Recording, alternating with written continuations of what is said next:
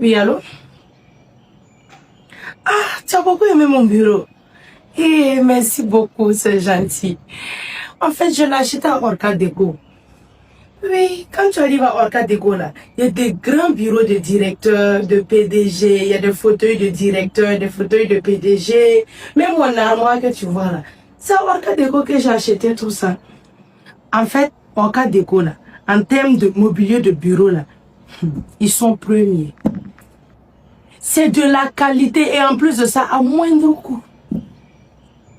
Oui. Non, faut faire un tour. Tu viendras me dire.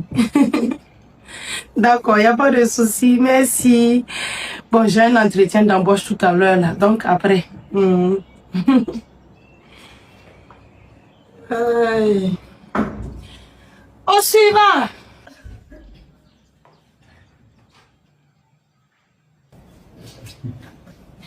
Passez-vous, monsieur.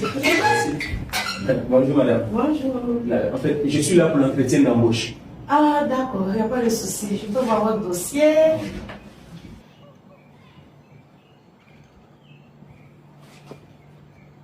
Waouh, c'est super. Je vois que vous avez beaucoup de qualités. Vous parlez l'anglais, vous parlez l'espagnol. Oui, ça ce sont mes qualités préférées même. Anglais et espagnol là, c'est dans ma poche. D'accord, parlez un peu l'anglais. How are you, monsieur? Madame, en fait, c'est doyer. Je parle pas l'anglais, je parle pas l'espagnol. En fait, j'ai mis ça comme ça sur le CV là pour impressionner. On met ça comme ça, hein. Sinon moi-même là, en anglais là, j'étais nul. Hein. Au primaire, au collège, c'était les 2 sur 20 seulement.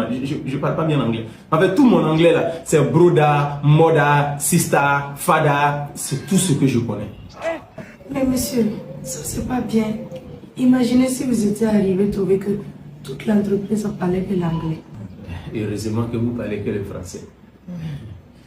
Voilà. Dites-moi, quelle position vous préférez au sein de notre entreprise? Moi, beaucoup de positions, hein. Quoi ma position préférée? Bon, je vais citer un peu. D'abord le débouquerie. Non, ça là, c'est le taureau derrière quand il prend, et puis qu'il y a un pot de bayat, quand ça se mélange comme ça, le bruit, le taureau derrière. Après, il y a tue-moi. Après ça, encore, il y a épervier blessé. Position de l'épervier blessé. C'est le taureau derrière.